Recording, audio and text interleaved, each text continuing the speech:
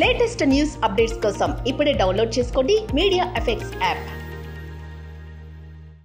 Welcome to media effects.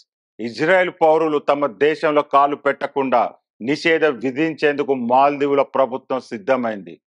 ఈ మేరకు చట్టంలో మార్పులు చేసేందుకు కేబినెట్ నిర్ణయించింది.